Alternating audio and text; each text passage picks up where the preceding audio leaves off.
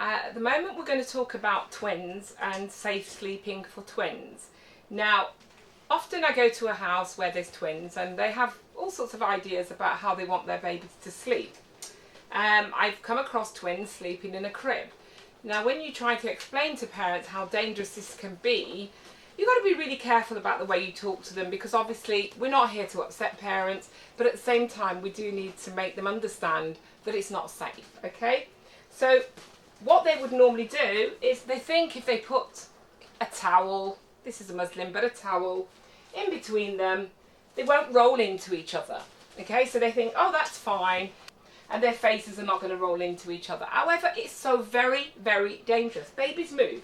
So imagine if that one lifts his arm up, and then the baby's arm is on the face of the twin, then that could obstruct the breathing, okay? So it's really, really dangerous. So please, I know sometimes it's not easy to talk to the parents and say, look, you know, this is the way you should do it, but you're there to give them advice. You're there to make sure their children are safe. So please tell them it's not an ideal thing to do. It's really not safe. And I'm sure if they go to the Lullaby Trust or whatever country you're in, for you know, where you would follow the guidelines, I'm sure they'll tell you this is not a way to sleep. So you want one baby in a crib, and you want that baby in the middle of the crib. And again, what you need is to make sure the feet are at the bottom. So we call this foot to the bottom, feet to foot, okay? So the feet to the foot of the bed, okay?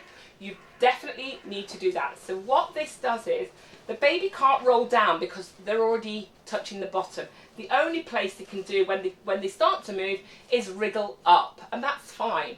And what it means is that if that baby was swaddled and you hadn't swaddled them so correct, you know, where it's in level with the shoulder, what can happen is that if the baby was here and the baby was not, even if the baby's swaddled correctly and they're moving down, they're going to move under the swaddle. So always make sure the feet are at the bottom of the bed, okay? So that is the safest way for your babies to sleep. Now, what we don't want is that, you know, I know it looks cute. We've got lovely little soft toys. Oh, they like it. Or, oh, guess what? Somebody told me that it's really a good idea to put my bra in there or my t-shirt because it smells of me. No, it's not a good idea because it can suffocate them. And even these little toys, they look very, you know, very cute, but as they get older, they might grab it. Next thing you know, it's over their face. And what they will do, they'll be like, and how far can they go with that? How long can they last doing that? Of course, they're going to suffocate. So believe me, you don't want anything in the crib with your baby, okay? No matter how cute it looks. You just want your baby in the crib. And the next thing, what we don't want, I mean, this is a crib, but if your baby's in a cot, we don't use cot bumpers, because cot bumpers, again, if you've got a parent who uses a cot bumper and they've got one of these, if it goes to the side of the cot and the baby starts to roll but can't roll back, the baby could end up suffocating because there's nowhere for this to go, okay?